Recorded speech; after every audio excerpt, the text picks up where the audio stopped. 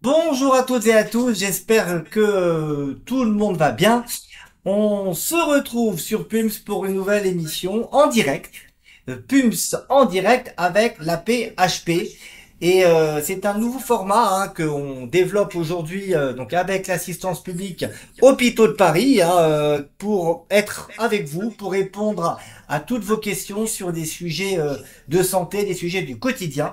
Et pour cette première de PUMS en direct avec la PHP, on est avec Idir Ouzaïd qui est là. Bonjour Idir. Bonjour Boris. Idir Ouzaïd qui est urologue, oncologue du collège de PUMS. Vous connaissez pas le collège de PUMS? Idir, Idir, tu vas nous dire un peu ce que c'est. Hein. C'est quoi le collège de PUMS? Alors le collège de PUM, c'est l'ensemble des médecins qui interviennent dans l'émission Pour une meilleure santé, qui est diffusée depuis plusieurs années maintenant sur YouTube, et qui traite des conseils assez pratiques pour la vie de tous les jours. De l'information fiable. L'information fiable et vérifiée. Vérifiée et des conseils pratiques donc pour le quotidien. Alors aujourd'hui, on va parler avec Idir de ce qui concerne l'homme, mais tout ce qui concerne l'homme, ça concerne aussi celui qui n'est pas homme, parce qu'on vit tous en communauté, hein. Évidemment. Et même si on parle de testicules et de prostate, parce que l'actualité, le mois de novembre, hein, qui est le mois au cours duquel on a une grande initiative mondiale qui s'appelle Movember, tu vas nous en parler, eh bien c'est un sujet qui concerne les hommes et puis tous ceux qui vivent avec des hommes, que ce soit les conjoints, que ce soit les enfants, que ce soit les parents, bref, ça concerne tout le monde. Alors Movember, qu'est-ce que c'est Movember? Bon, Boris, déjà, Movember. Movember, c'est la contraction de deux mots. C'est mots comme le diminutif de moustache en anglais, en particulier en anglais australien, on va revenir dessus, et le mois de novembre. Et le tout contracté donne Movember. Alors, Movember, c'est le mois de novembre, mais ça aurait pu être l'octobre rose, comme pour le cancer du sein. C'est un mois de sensibilisation, aujourd'hui international. Ça a démarré dans les années 2000 en Australie, où un collectif de gens se sont réunis, se sont dit, ici on se laissait pousser la moustache pour attirer l'attention, de manière à collecter des fonds pour la recherche, pour les cancers de la prostate, cancer du testicule et un peu plus la santé mentale euh, euh, Parce chez que les hommes. ça s'est généralisé, hein. J'ai Ça vu s'est en généralisé. préparant cette émission, avant, je pensais que c'était que les cancers, mais apparemment, c'est aussi la santé mentale, ça fait partie de la santé. Alors, Idir, euh, on va parler donc de testicules, on va parler de prostate. Bien évidemment, on attend vos questions en direct sur le chat. On va répondre à toutes les questions concrètes. Comment surveiller, comment soigner ses testicules, comment soigner sa prostate. Je rappelle et dire, donc, pour ceux qui nous rejoignent, que tu es urologue, oncologue à l'assistance publique Hôpitaux de Paris, en particulier à l'hôpital Bichat. Il y a beaucoup d'urologues, il y a beaucoup d'oncologues à la PHP. Un des sujets principaux, donc, ou des sujets du quotidien, c'est la prostate. La prostate, on va répondre donc à toutes ces questions, mais la prostate, c'est quoi? C'est un organe sexuel? C'est un organe pour faire pipi? C'est un organe qui sert à rien? Comment on définit cette prostate? Je sais pas d'où vient le mot prostate d'ailleurs. Je sais pas s'il y a un sens étymologique intéressant. Alors, déjà, ce qu'il faut savoir, c'est que c'est un organe qui est chez les hommes dès leur naissance. Évidemment, quand les gens viennent à 50 ans dire docteur, je crois que je commence à avoir la prostate, il faut leur dire vous l'avez certainement depuis votre naissance. Il se trouve que cette glande, on peut la montrer d'ailleurs cette glande, puisque tu m'as fourni ce qu'il faut pour le faire.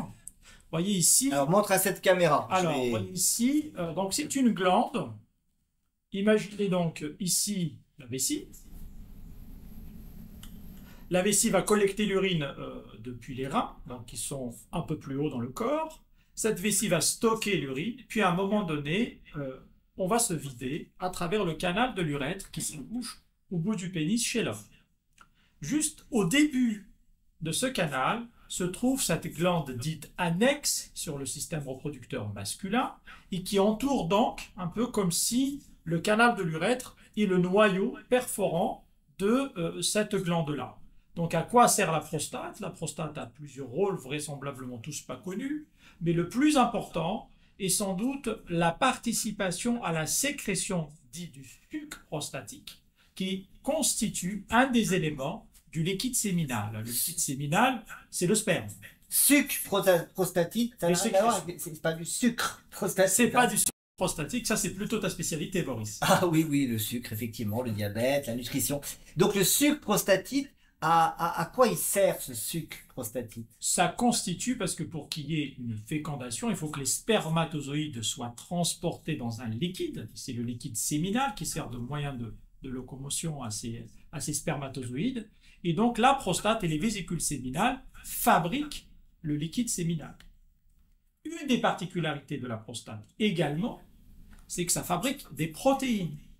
En particulier, et on reviendra dessus, une protéine spécifique de la prostate, le fameux PSA, qui lui, si on se pose la question à quoi sert-il, ça aide les spermatozoïdes à les capacités pour féconder l'ovule, mais une petite fraction de cette protéine passe dans le sang et elle peut être mesurée et on l'utilisera comme moyen de détection, j'imagine qu'on reviendra dessus, du cancer de la prostate, entre autres, et toutes les maladies de la prostate. Donc elle est spécifique de la prostate, mais pas spécifiquement d'une maladie. Alors, je vais reprendre ça parce que je vois que ça t'embarrasse un peu, hein. Après, on parlera des testicules. Mais continuons donc sur cette prostate. Et donc, n'hésitez pas à poser vos questions. Voilà, on va dire bonjour à Vincent, alors, qui nous demande si on peut augmenter le son. Bah là, je ne sais pas faire. Je ne sais pas faire. On verra pour la prochaine fois, mais j'espère que vous nous entendez bien. Également, Christina D'Acosta, bonjour. Bonjour à Jacqueline Gomez, bonjour à Aziz Lounis, bonjour à Monica, danse ancienne, etc., etc. Vous êtes nombreux, donc je citerai d'autres, hein, d'autres personnes un peu plus tard. Cette prostate, on a compris qu'elle joue un rôle finalement pour améliorer bah, la fécondation, comment on dit, la fécondabilité. Non, Améliorer les capacités des spermatozoïdes à féconder l'ovule. En gros, les spermatozoïdes qui naissent au niveau du testicule ne sont pas aptes en l'état, donc on les aide au fur et à mesure de leur cheminement à féconder l'ovule. Alors, on a déjà des questions. Première question, est-ce que quand on a un problème d'urine, ça veut dire qu'on a un problème au niveau de la prostate? Alors j'imagine que la question s'adresse essentiellement des problèmes d'urine chez l'homme. Alors historiquement, on avait tendance à dire que les patients, à partir d'un certain âge, vont avoir une glande prostatique qui augmente, et cette augmentation de la taille de la prostate, qu'on appelle autrement hypertrophie bénigne de la prostate ou adénome de prostate, peut gêner la vessie à se vidanger, puisque souvenez-vous de cette urètre qui est entourée par cette prostate, et lorsque la prostate grossit, ça peut empêcher la vidange vésicale.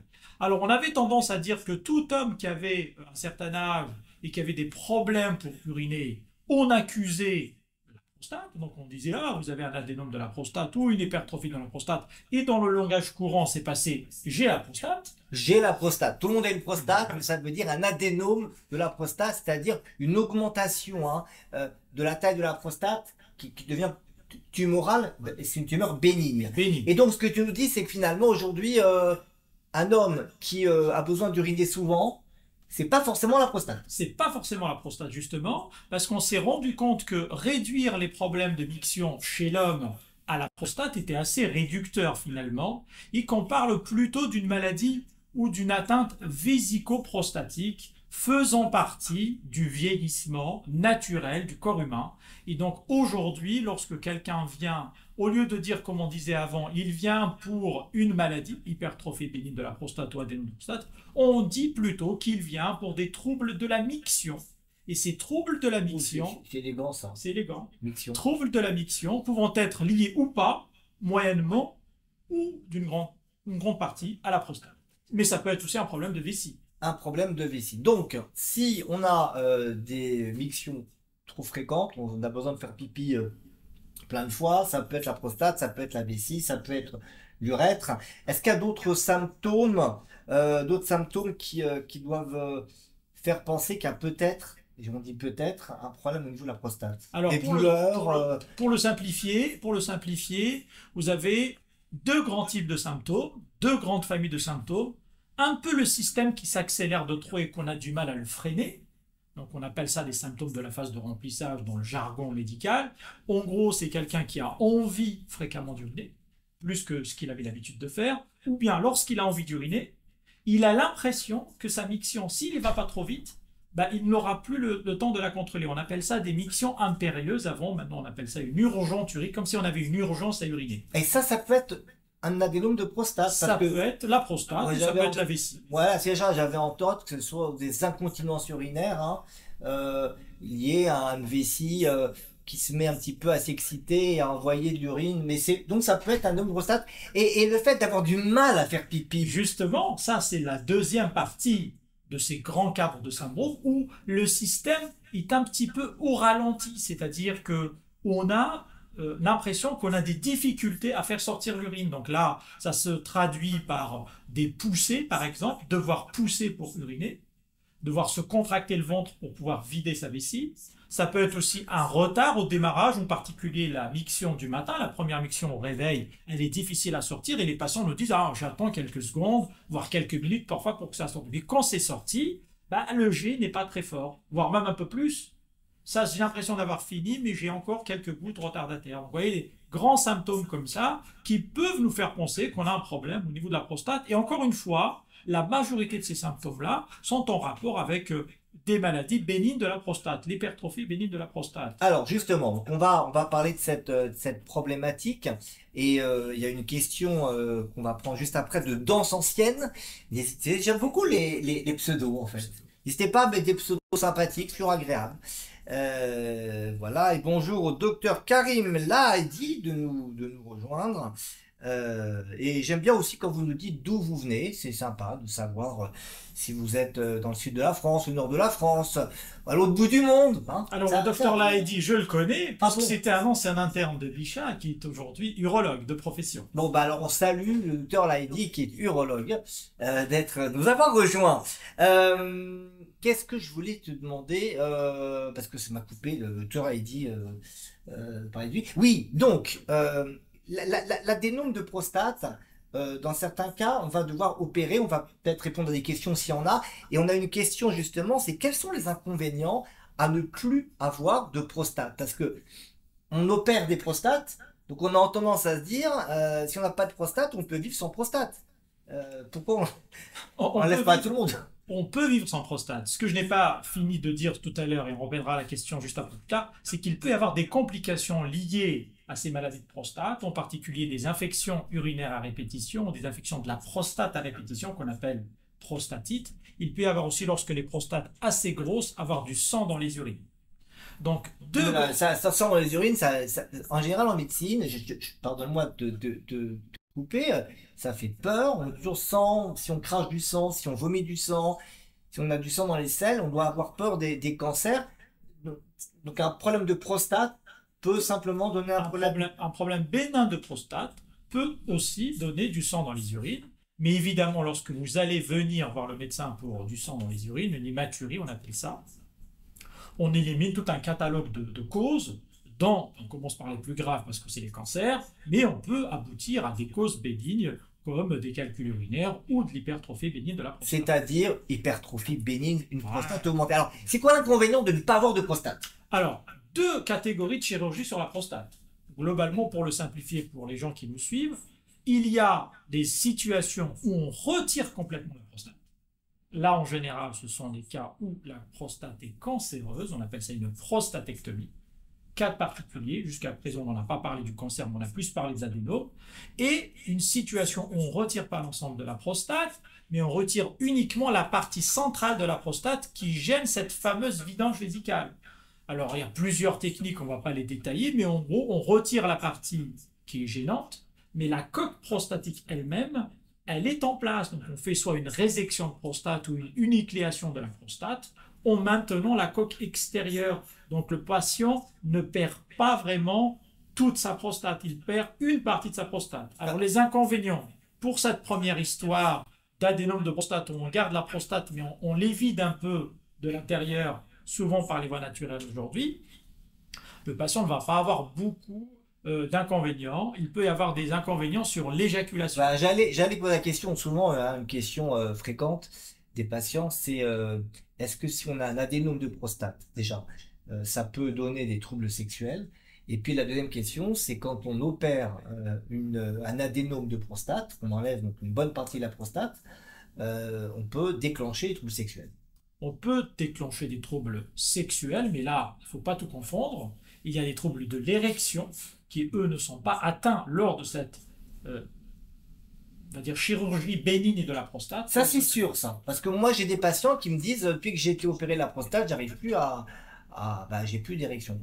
Alors, si il y a des opérations sur la prostate qui induisent des troubles de l'érection, mais c'est la situation où on retire complètement la prostate pour un cancer, pour la bonne et simple raison, c'est que les nerfs de l'érection sont autour de la prostate et quand on doit la retirer complètement parce qu'elle est cancéreuse, là on peut avoir des troubles de l'érection. D'accord, mais dans l'adénome de prostate qui est bénin, ce n'est pas un la trouble règle. d'érection, mais des troubles d'éjaculation. Oui, mais il ne faut pas aussi oublier que la mécanique de l'érection est complexe et que les patients d'un certain âge qui viennent pour des problèmes de prostate peuvent également avoir des problèmes cardiovasculaires, des problèmes de diabète, des problèmes d'hypertension et tout un tas d'autres choses qui peuvent nuire aux érections. Donc, et à tort penser que c'est que l'adénome qui leur provoque un problème. Ouais, parfois, ce que tu veux nous dire, c'est que on est opéré de la prostate, c'est quand même un petit choc dans la vie parce que voilà, ça veut dire qu'on a eu quelque chose qui va les soigner d'assez masculin et donc ça peut déclencher un petit peu une idée qu'on va avoir un trouble sexuel et pour peu qu'on ait d'autres facteurs de risque de troubles sexuels, ils peuvent se déclencher. Donc c'est très important, moi ce que je voudrais dire, mais je pense que tu vas confirmer, mais là moi je parle en tant que médecin, pas spécialiste, hein, mais qui voit des patients qui n'en parlent pas forcément, bah, c'est très important si vous, votre conjoint avez ces troubles, d'en parler à votre médecin. Et ne pas se dire bon bah de toute façon j'ai été opéré de la prostate, c'est normal et je fais avec. Hein. C'est très bien que tu en parles parce que Movember à la base, si on a laissé pousser la moustache, c'est pour un peu être dans la provocation et interroger les gens parce que à l'époque, et c'est toujours d'actualité dans beaucoup de milieux, y compris en Europe, la sexualité, la prostate, l'érection, le testicule, ça reste tabou. Et donc, le Movember sert aussi à démocratiser ces histoires de sensibilisation, à démocratiser les questions autour de ces questions parfois intimes, et donc il faut aller chercher l'information. Si le médecin n'en parle pas, posez-lui la question. Et c'est pour ça qu'on est là. Je vous rappelle, si vous nous rejoignez, que nous sommes ici dans direct, une émission en direct de PUMS, en direct avec la PHP. PUMS, c'est pour une meilleure santé, c'est la chaîne YouTube sur laquelle vous le trouvez. Et la PHP, c'est Assistance publique des hôpitaux de Paris, qui donc relaye largement cette émission. Et on est là pour sensibiliser aussi à ces problèmes qui peuvent survenir au niveau de ces organes, prostate et testicules. On a parlé de la prostate, de malade avec un adénome. Comment on surveille? Parlons d'abord du cancer de la prostate. Le cancer de la prostate, est-ce que c'est un cancer grave? Ça peut être dans certaines situations un cancer grave. Alors le cancer de la prostate, pour donner un ordre de grandeur aux amis qui nous suivent ce soir, c'est environ 50 000 nouveaux cas par an en France tous les ans.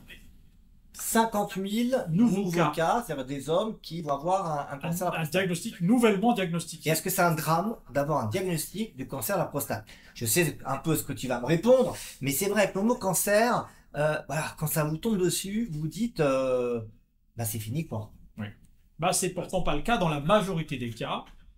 Ces cancers-là ne sont pas, on va dire, menaçants pour la vie des gens. Pour deux raisons. C'est que la majorité d'entre eux vont être diagnostiqués au stade localisé, et même au sein de ces maladies localisées, ils sont de risque faible, on va dire, de menace. La particularité de ces cancers, c'est ils ont une évolution lente. Premier élément de réponse. Ça veut dire qu'on peut vivre toute sa vie avec un cancer de la prostate, sans même le savoir. Parce que pas la naissance de l'avenir, mais ça, on peut avoir un cancer de la prostate, ça me savoir. Et il y avait un chiffre qui était intéressant, c'est que quand on fait quand on analyse la prostate de personnes, d'hommes qui sont décédés, je sais pas, il y avait une fréquence très importante Très important. de cancer, alors même que les gens étaient pas au courant et sont morts d'autre chose. Exactement. Au début des années 80, par exemple, lorsqu'on a commencé à explorer ces questions d'histoire de cancer de la prostate, il y a eu des séries comme ça d'études dites cadavériques sur des patients qui sont décédés d'autre chose. Et on est allé analyser leur prostate pour savoir s'ils avaient un cancer de la prostate. Bon, en effet, beaucoup d'entre eux, la majorité d'entre eux, avaient des cancers, mais qui sont morts d'autre chose. Donc là, vous voyez, donc, oui, les cancers de la prostate peuvent être... Regarde ici, le temps que je rallume une deuxième les caméra. cancers de la prostate, pour la majorité d'entre eux, ne vont pas être létaux. Pour mieux illustrer ce propos, il faut savoir que sur les 50 000 cancers de la prostate qui sont diagnostiqués tous les ans, on n'en dénombre que environ 8 500 à 9 000 décès liés au cancer de la prostate. Ce qui veut dire que soit les patients ne vont pas mourir de leur cancer lorsqu'ils sont bien pris en charge, ou bien ils ont d'autres maladies qui les menacent plus que leur cancer et qui peuvent du coup induire des décès de ces patients-là. Donc c'est très important de se rendre compte que un homme âgé, il a certes le cancer de la prostate, mais à ces âges-là, on peut aussi avoir d'autres problèmes cardiovasculaires, pneumologiques et autres qui peuvent être plus menaçants parfois que le cancer. Et d'ailleurs, c'est pour ça que il nous arrive régulièrement de diagnostiquer des cancers qui ne sont pas très menaçants. Et on dit aux patients, non, non, on ne vous fera rien, on va juste vous surveiller. Donc ça peut faire, ça peut poser question. On a fait une émission sur PUMS, justement, dans laquelle on parle de la surveillance active. C'était quelle émission? C'était l'émission sur sexe masculin, je crois. Exactement. Donc on vous encourage à regarder cette émission qui est sur la chaîne, où on parle des organes sexuels masculins, notamment la prostate, mais pas que. Et on parle de cette surveillance active. C'est assez marquant de se dire qu'on a un cancer et finalement on va le laisser en place avec une simple surveillance. Alors justement, on a des questions concernant la surveillance de la prostate et il y a des questions, moi je trouve super intéressantes. On va les dérouler petit à petit. Comment on surveille une prostate? Et là, je voudrais qu'on soit fidèle aux recommandations parce que il y a des vrais débats sur comment on surveille une prostate et notamment Kamel Bahadi qui nous dit des différences entre l'AFU et l'HAS. Hein, donc c'est des sociétés savantes qui regroupent les urologues et la haute autorité de santé. Certains disent qu'il faut faire une prise de sang, d'autres faut dire pas une prise de sang. Dis-nous, on reste en conforme aux recommandations. Comment aujourd'hui on surveille une prostate? Alors, déjà, il faut se dire que il n'y a pas de recommandation pour surveiller une prostate. D'accord? Il n'y a pas de recommandation pour la surveillance de la prostate. Ce qu'il y a comme débat, vous pourrez l'avoir, c'est est-ce qu'il y a un intérêt à faire ce qu'on appelle de la détection précoce, autrement dit du dépistage du cancer de la prostate. Alors, il ne faut pas confondre plusieurs notions ici, pour rester fidèle aux recommandations nationales et internationales d'ailleurs. La question du dépistage précoce, il y a, on va le simplifier, soit c'est un dépistage dit systématique, c'est-à-dire à tout le monde à partir d'un certain âge, on appelle ça du dépistage de masse ou du dépistage systématique. Autrement dit, à partir d'un certain âge, vous allez recevoir, pour ce qui est de la France en tous les cas, une aide de la sécurité sociale, de l'assurance maladie, qui vous dit, voilà, vous avez atteint le seuil à partir duquel on va vous faire une détection précoce et vous allez donc faire un bilan pour détecter si vous avez un cancer de la prostate, oui ou non. Ceci n'existe pas. Aujourd'hui, il n'y a pas de dépistage systématisé du cancer de la prostate, d'où la position de l'AHS qui dit il n'y a pas de dépistage systématique du cancer de la prostate à recommander.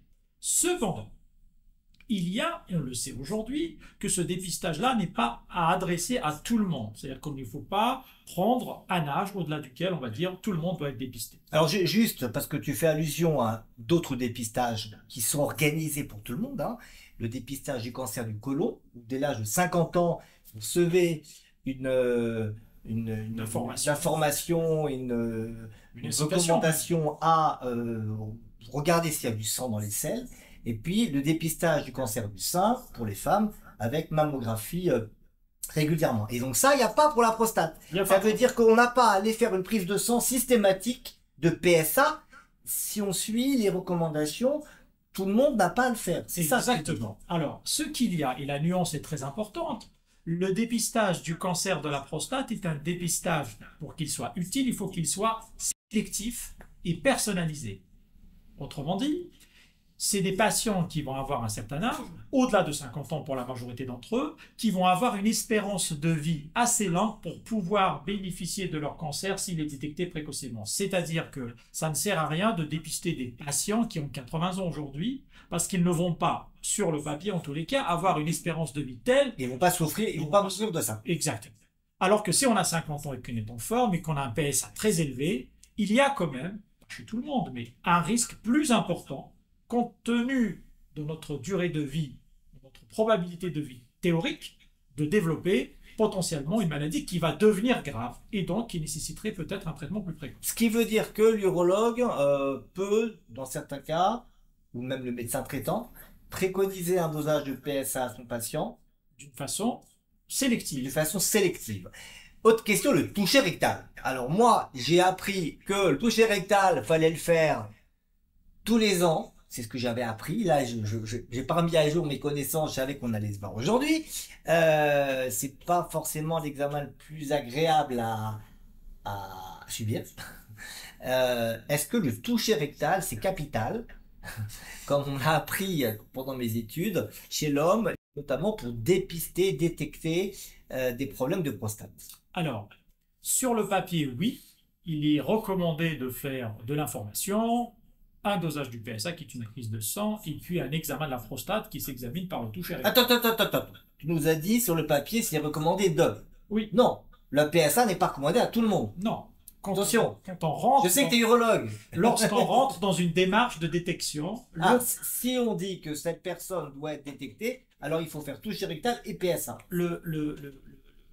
Le package, si j'ose dire, c'est l'information au patient pour dire si on cherche, qu'est-ce qu'on cherche, pourquoi on cherche et qu'est-ce qu'on pourrait trouver et donc comment le traiter potentiellement. Donc, détection du cancer, il faut le dire aux gens que si on leur fait une détection, c'est pour détecter le cancer, on ne détecte pas une grosse prostate, ça n'a pas intéressé le patient, n'est pas gêné. Deuxièmement, il faudrait faire un toucher rectal pour estimer la taille de la prostate, mais ce n'est pas le plus important, c'est pour savoir s'il y a des nodules au niveau de la prostate. Ça, c'est beaucoup plus proche du cancer, et bien sûr, on fait un PSA aussi. Ce que les études récentes commencent à dire, c'est qu'il n'y a pas aujourd'hui une réelle valeur ajoutée du toucher rectal. Ouf! Attention, quelle bonne nouvelle. Attention, il faut finir la phrase. Que mes pères ne te châtient pas. Ne me châtient pas par rapport à un autre examen que nous faisons aujourd'hui en cas de suspicion du cancer, qui est l'IRM de la prostate. Ça veut dire que là où on disait il faut faire le toucher rectal, aujourd'hui, comme on est obligé, avant de détecter le cancer, de faire des IRM à tout le monde pour voir comment on fait les biopsies, en fait, finalement, l'IRM fait beaucoup mieux que l'index du chirurgien. Et l'IRM, c'est un examen qu'on fait aussi en introduisant quelque chose dans le rectum, ou ça se fait... Il y a des façons différentes de faire. La majorité des IRM aujourd'hui sont faites sans antenne endorectale. Sans rentrer dans le rectum. Oui. Donc, ce que tu nous dis aujourd'hui, c'est que, pour être clair, pas de recommandation pour tout le monde de faire un PSA tous les ans.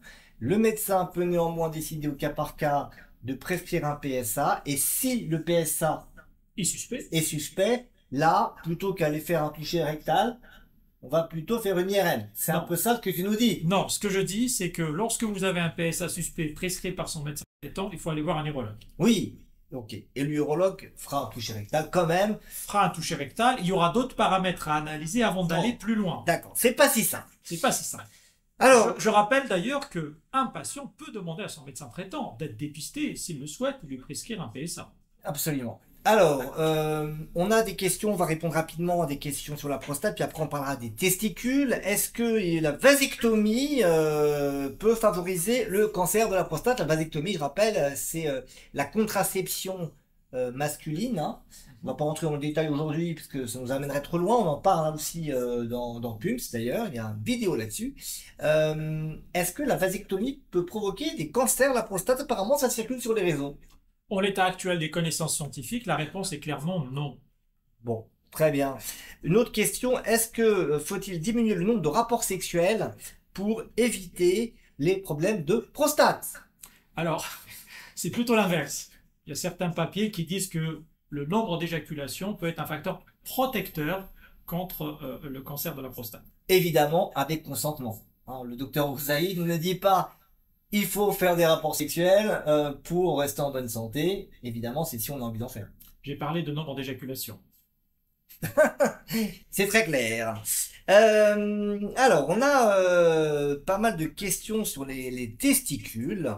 Rappelons d'abord rapidement les testicules. Là, tu peux reprendre la maquette si tu veux et montrer un peu ces testicules. Tout le monde sait où ils se trouvent, je pense. Alors, le testicule, c'est la gonade, l'équivalent de l'ovaire chez la femme. Hein. Donc, le testicule, donc c'est ici. C'est plus haut. Voilà. Voilà. Comme ça, c'est là où se fabriquent les gonades masculines, c'est-à-dire les spermatozoïdes. Donc ça, c'est la partie extérieure. C'est la partie extérieure, donc là, on le ah oui, voit. On voit des vaisseaux. Hein. C'est un organe particulier, c'est un organe qui, à l'état embryonnaire, il est dans le ventre, et puis au fur et à mesure de la croissance de l'embryon, il sort. Et ça arrive jusqu'à l'extérieur parce que la température idéale pour fabriquer les spermatozoïdes, justement, c'est une température qui doit être légèrement inférieure à la température corporelle, on va dire. D'où une recommandation que j'ai appris, tu vas me dire si je me trompe, ne mettez pas vos ordinateurs portables qui chauffent sur vos parties parce que ça peut altérer la reproduction. C'est vrai ou c'est faux ça? C'est très difficile ça, comme c'est une mesure on va dire de bon sens non soutenue par les papiers scientifiques de haut niveau de preuve, mais c'est le bon sens qu'on dit que la spermogenèse, c'est-à-dire la fabrication des spermatozoïdes, du sperme d'ailleurs, spermatozoïdes.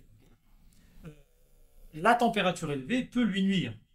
C'est pour ça que dans certaines situations, des patients qui travaillent dans des bains chauds, dans des baignoires, des bains à répétition, des douches trop chaudes, etc. Et on se dit que des machines proches des gonades chaudes tout le temps, ça ne peut pas être bon pour la fabrication des spermatozoïdes. Bon, on évite de se réchauffer les parties, même en hiver. En revanche, on peut sortir habillé. Hein. Pas de problème. Avec un habit bien chaud. Hein, ça, c'est pas un problème. Bon. Donc ces testicules, on a compris, ils sont fondamentaux pour fabriquer les spermatozoïdes. Et ces testicules, d'abord une question, pourquoi? Ça ne fabrique pas que des spermatozoïdes, ça fabrique aussi des hormones sexuelles dites masculines, la testostérone par exemple. La testostérone qui joue un rôle dans la puberté notamment, la sexualité aussi, la croissance musculaire, notamment les muscles, etc. Une question qu'on se pose, pourquoi ça fait si mal quand un homme se prend un coup dans les testicules? Et il faut dire que c'est richement innervé ce testicule. Bah, ça fait très très mal parce que c'est richement innervé. C'est plus énervé. Ça veut dire quoi innervé? C'est minerve? C'est comme ça, c'est un peu la fin de l'après-midi. Alors, il y a beaucoup de terminaisons nerveuses et donc tous les organes qui sont richement innervés, bah, quand on tape dessus, bah, ça fait un message de douleur qui est très important pour le cerveau. Et est-ce que là encore, c'est fait exprès pour que l'homme préserve ses testicules pour éviter qu'elles soient abîmées? C'est difficile, je ne sais pas, c'est une question pour anthropologue ça. Voilà. Alors, comme tout à l'heure, on a parlé d'anomalies au niveau des testicules. Au niveau des testicules, bon, ça peut faire mal. Ça, c'est fréquent. Est-ce qu'un testicule qui fait mal, ça veut dire maladie grave, cancer? À quoi on pense en premier si on a un peu mal au testicule? Alors, étonnamment. Je parle pas après un coup. Oui, évidemment, j'ai compris. On ne parle pas du traumatisme, mais la majorité des douleurs testiculaires ne sont pas des maladies cancéreuses. Voilà. Chez l'homme jeune, classiquement, lorsque vous avez une douleur brutale du testicule, bah, on pense à la fameuse torsion du cordon spermatique. Allez, je vous montre ici. Le cordon spermatique, c'est ce qui se voit ici en rouge. Si le testicule se tord à l'intérieur de cette enveloppe-là, bah, ça fait très très mal. Et là, il n'y a pas de traitement. C'est une chirurgie qui est nécessaire de faire. En urgence, hein. En urgence, parce qu'il y a des vaisseaux, c'est ça, dans ce cordon, et que si ça tord, bah, les vaisseaux, le sang, il passe plus. Et le testicule finit par mourir. Finit par mourir. Voilà. Donc ça c'est une douleur très très atroce, très brutale. Il peut y avoir une autre type de douleur qui est très fréquente également, mais qui est une douleur un peu plus progressive, qui est une douleur en rapport avec une infection du testicule. Ces infections peuvent être bactériennes ou virales. Donc des bactéries ou des virus. Ou des virus. Et même, ça peut être des parasites, des vers, il paraît. Voilà. Donc, ça peut avoir, Exceptionnellement. exceptionnellement, pas beaucoup de parasitose des testicules. Parasites, ouais. En tous les cas, là, on habite, on est en région parisienne, en France, tous les cas en Europe. Il peut y avoir des virus, hein, le plus classique et le plus historique, c'est des virus des oreillons. Hein. Pendant le Covid aussi, on a eu des orchites virales. Si on a eu mal aux testicules pendant le Covid, ça peut être le virus du Covid qui vient attaquer les testicules. Exactement, c'est très très fréquent d'avoir des maladies virales, en particulier chez l'enfant, d'avoir des orchites virales. Il peut y avoir des bactéries, donc ça fait des orchites ou des orchiépidémites, c'est le nom barbare pour dire infection du testicule et des enveloppes qu'il y a autour et des conduits qu'il y a autour. Et là, c'est une douleur un peu plus progressive, et ça fait en général un gonflement au niveau du testicule, c'est rouge, c'est inflammatoire, c'est douloureux. Donc tout ça, finalement, c'est pénible, ça fait mal, il faut consulter pour voir ce que c'est, mais en soi, c'est pas un cancer. Alors maintenant, le cancer, confirme-nous, est-ce que c'est une boule qui fait pas mal? Exactement. La majorité du temps, et d'ailleurs c'est parfois qui retarde le diagnostic, hein, les gens, ils sentent quelque chose, mais ça ne fait pas mal. Et comme ça ne fait pas mal, ça peut induire à tort fausse assurance, entre guillemets. Alors on va parler dans un instant de comment on surveille ces testicules, comment on les examine, s'il faut les examiner, comme les femmes font l'autopalpation des seins, est-ce qu'il faut faire l'autopalpation des testicules. Tu vas nous répondre à ça dans un instant, mais juste avant, même question pour la prostate tout à l'heure. Est-ce que le cancer des testicules, c'est grave? Est-ce que si on a un cancer des testicules, on se dit, je suis mal barré ou pas? Alors, il faut déjà savoir, contrairement à la prostate qui atteint des personnes plutôt âgées, le cancer du testicule peut atteindre des personnes très jeunes. Quand je dis très jeunes, ça peut être la vingtaine, trentaine, etc. C'est un cancer qui, contrairement à la prostate, est peu fréquent. En France, aujourd'hui, on a environ 2800 à 3000, 3500 cas de cancer du testicule annuellement diagnostiqués. Et l'histoire typique de quelqu'un qui vient pour un cancer du testicule, c'est quelqu'un qui s'autopalpe, un nodule, plutôt, dans le jargon, on dit pierreux. C'est vraiment très dur comparé au reste du testicule qui est plutôt mou. Vous voyez ? Et là, c'est un motif de consultation. Un motif de consultation parce que ça ne fait pas plus mal que ça. Et si ça doit faire mal, c'est que les choses sont relativement avancées. Et ça peut même se généraliser sans que ça fasse mal. Et alors, ce qui est très intéressant, parce que j'ai posé cette question, c'était pas tout à fait anodin quand je t'ai demandé est-ce que c'est grave, est-ce que, entre guillemets, je suis mal barré, parce qu'on a plein d'histoires. C'est ça que je voudrais dire pour rassurer malgré tout les hommes, y compris les hommes jeunes. On entend plein d'histoires d'hommes qui ont, alors c'est pas pour dire qu'il faut pas faire attention à ça, on va y revenir, mais qui ont des cancers des testicules, y compris avec des métastases, y compris au cerveau, j'ai entendu. On a vu des cas, des champions cyclistes notamment, j'ai entendu parler, et qui pouvaient guérir de ce cancer. Donc encore une fois, le message, c'est de vous dire, c'est pas la fin du monde quand on a un cancer, même un cancer du testicule. Ça veut pas dire qu'il faut pas faire attention à soi, on va y revenir, mais ça veut dire qu'il y a des traitements qui sont efficaces et que il faut se faire prendre en charge et garder espoir à tout moment, n'est-ce pas? Oui, donc il y a plusieurs types de cancers du testicule, on ne va pas tous les détailler ici, mais sachez que, par exemple, pour dire l'intérêt de la détection précoce au stade où c'est juste un nodule au niveau du testicule, c'est que si on prête les gens à temps et que c'est localisé, l'espérance de vie à 10 ans, elle est quasiment de 100%. Donc on guérit, ça veut dire. Et quand il y a des métastases, on peut aussi guérir. On peut guérir aussi. Évidemment, quand ça atteint le cerveau, c'est qu'on a laissé vraiment les choses évoluer d'une façon très importante. Et encore une fois, là, ça dépend des différents types de cas. Mais quand c'est métastatique, les chances de guérison descendent quand même à 50%. 50%, mais il y a espoir. Mais surtout, il y a des traitements. Et il y a des traitements. Plusieurs lignes de traitement. Avec espoir. Alors, comment surveiller ces testicules? Est-ce que les hommes doivent se palper les testicules tous les mois, tous les 6 mois, tous les ans, une fois par jour? Est-ce qu'il y a des recommandations pour ça? Il n'y a pas de recommandation pour ça, mais l'autopalpation, comme l'autopalpation mammaire, est quelque chose que les gens font naturellement. Et le fait de participer à des émissions comme celle d'aujourd'hui contribue à l'autopalpation. Donc, juste avant de venir ici, j'étais en consultation. Et t'as autopalpé. Je ne me suis pas autopalpé. Consultation. Voilà, révélation du dire. Mais j'ai vu un patient dont le copain s'est autopalpé, il a découvert un nodule.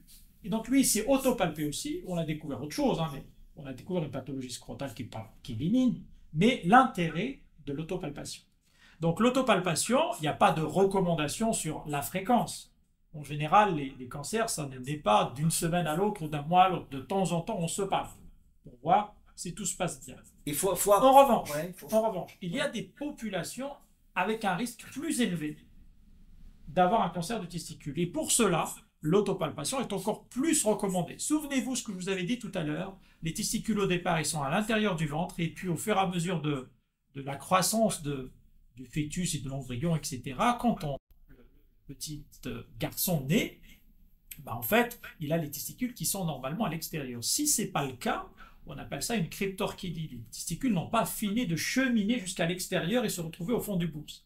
C'est une situation qui a une exposition supplémentaire à faire un cancer de testicule. Et d'ailleurs, je pense tout contrôle, on doit opérer justement ces cryptorchidis pour faire descendre le testicule dans les bourses pour mieux le surveiller. Hein. C'est bien ça.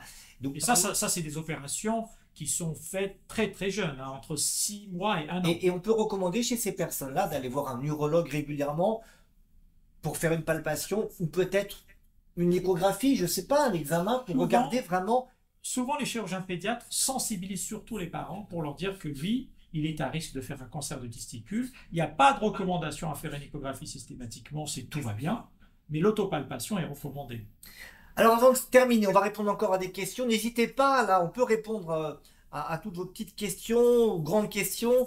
Est-ce que c'est vrai qu'il faut privilégier les caleçons parachutes pour la santé des testicules? Je ne sais pas ce que c'est les caleçons parachutes, à vrai dire. Est-ce que NG pourrait nous dire ce que c'est un caleçon parachute? Une autre question de NG. Comment expliquer que le taux de fertilité chez les hommes est en chute libre? Ça, c'est une question malheureusement qui est difficile à... On ne sait pas aujourd'hui. C'est pas parce qu'on a des plus petits testicules. Je ne pense pas. Il y a plusieurs hypothèses. La pollution en particulier, les perturbateurs endocriniens, l'environnement moderne qui est un peu trop stressant. Il y a plusieurs hypothèses, mais rien n'est aujourd'hui avéré d'une façon certaine. Alors, on attend toujours de savoir ce que c'est qu'un caleçon parachute. J'imagine que par opposition au slip classique, qui suspend plus les testicules. C'est ça que ça veut dire. Mais pourquoi parachute? Bon, alors j'imagine caleçon versus slip. Hein, bon, c'est la bataille. C'est la bataille. Es-tu caleçon ou es-tu slip? Bah oui, je sais pas. Alors, on peut changer aussi. Hein. On peut changer. Oui. Au cours de sa vie ou au cours d'une journée. Alors justement, est-ce que c'est mieux le caleçon ou mieux le slip pour les testicules, pour suspendre et peut-être protéger les testicules? Il y a quelque chose? Honnêtement, en général, non. Ça dépend des conforts des gens. Il y a une situation particulière, on recommande aux gens plutôt le slip. C'est la situation où, tu sais, j'ai parlé tout à l'heure de l'infection du testicule. Oui. Parce que ces testicules-là lourds, infectés, quand ils suspendent, ça peut faire plus mal. Donc il y a même un test clinique que quand on soulève un peu les bourses, ça soulage le testicule. Donc si on a une infection... On recommande aux gens plutôt de porter des slips plus qui ont un effet suspension qu'un caleçon où le testicule est plutôt... en mode gravité. On a la réponse hein, de NG. Caleçon, c'est ample et boxeur, c'est moulant. Donc je pense que caleçon, ce qu'il appelle caleçon parachute, c'est probablement le caleçon. Donc parce que le boxeur, c'est aussi un peu comme un caleçon, mais c'est moulant. Oui, j'ai pas d'avis sur le boxeur versus le caleçon. Bon, en tout cas, on peut mettre caleçon, boxeur, slip et échanger et tout ça, il n'y aura pas de problème. D'autres conseils pour préserver ses testicules et préserver sa prostate, des conseils de prévention. Alors, on a des émissions sur ce sujet, c'est pour ça qu'on ne s'est pas étendu sur la nutrition dans le cadre du cancer de la prostate. On a une émission que vous pourrez retrouver facilement où on parle de ce qui a montré, on va dire, son efficacité pour prévenir le cancer de la prostate. C'est pas du 100%, mais il y a des données en nutrition qui sont intéressantes. Et il y a une info, je ne sais pas si tu le sais, parce que les urologues, curieusement, ne savent pas toujours, c'est le lien entre la consommation d'un excès de produits laitiers et le cancer de la prostate. Est-ce que ça, vous, urologue, vous le savez? Alors, moi je le sais, parce que T'es déjà venu à Pums? Je suis déjà venu c'est qu'on en discute beaucoup. C'est vrai qu'il est aujourd'hui, c'est peut-être la seule d'ailleurs recommandation. Hein. L'OMS dit qu'il ne faut pas avoir un excès de produits laitiers euh, pour la prévention. Je ne sais pas si le niveau de preuve sur cette recommandation-là est vraiment... C'est très difficile, comme tu le sais, les questions d'épidémiologie, c'est très difficile. En tous les cas, ce que l'on sait, c'est que les mesures générales, en particulier sur l'activité physique, une activité physique normale, et tout ce qui peut nuire à la vessie, est des choses qu'il faut recommander en général. Et le tabac peut nuire à la vessie. Hein, le tabac. Même, donc, tu nous dis que le tabac peut favoriser aussi le cancer de la prostate?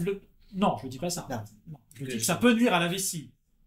Et qui dit par exemple le diabète, ça nuit à la vessie. Donc si vous avez une grosse prostate avec une vessie faible, vous avez plus de chances. C'est intriqué tout ça. D'accord. Donc il faut recommander... mais plutôt pour la gêne que le cancer lui-même. Oui, que pour le cancer lui-même. D'accord. Donc pour le cancer, juste pour vous donner des chiffres par rapport aux produits laitiers, la recommandation en France, c'est 2 produits laitiers par jour. C'est un yaourt ou un verre de lait, ça fait un produit laitier, ou 40 grammes de fromage, tout ça c'est un produit laitier. Le beurre ne fait pas partie des produits laitiers, certes il contient du lait, mais suffisamment peu pour que on l'ait classé en dehors des produits laitiers et plutôt les produits gras. C'est d'abord un produit gras plus qu'un produit laitier. Donc la recommandation c'est 2 produits laitiers par jour. Si on veut pas en consommer, on a le droit de pas en consommer, on parle de ça dans d'autres émissions, mais en tout cas, c'est vrai qu'on n'est pas comme avant où on disait 2 à 3 produits laitiers. Ça veut pas dire qu'à 3 on va faire un cancer et qu'à 2 tout va bien, mais disons qu'au-delà de 3, on a des études qui suggèrent un lien entre la consommation de produits laitiers et le risque de cancer de la prostate. Pour terminer, est-ce que tu as encore un conseil ou deux à donner pour protéger ses testicules ou sa prostate?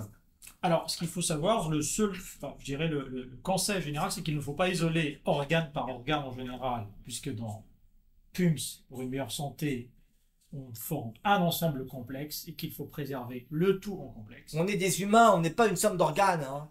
Et ça, en général, il est très difficile de trouver des recommandations pour se préserver la santé en général, aura un retentissement forcément sur tous les organes, y compris la prostate. Voilà, on vous a donné donc les conseils qu'on pouvait vous donner aujourd'hui. Vous trouverez des choses complémentaires sur la chaîne, sur PUMS, donc pour une meilleure santé, la chaîne sur laquelle vous trouvez. Je vous rappelle que cette émission était la première de nos PUMS en direct avec la PHP. La PHP, c'est l'assistance publique des hôpitaux de Paris. Idir Ouzaïd, qui est urologue, oncologue à la PHP et spécialement à l'hôpital Bichat. C'est avec une belle cravate, moi j'aime beaucoup ta cravate. Peut-être la prochaine fois, je vais mettre une cravate. Bien en urologie, on t'apprendra. Merci beaucoup Idir. Merci à toutes et à tous de nous avoir suivis. N'hésitez pas à nous mettre en commentaire s'il y a des sujets que vous voulez qu'on aborde dans ces PUMS en direct, à nous dire comment vous avez trouvé l'émission, si vous avez appris des choses, si vous restez sur votre faim, tout ça on prend, hein, que ce soit bien, que ce soit pas bien, on prend pour vous aider à vivre mieux et plus longtemps en bonne santé. Et pour ceux qui ne sont pas abonnés encore, abonnez-vous à PUMS. Merci, à très vite.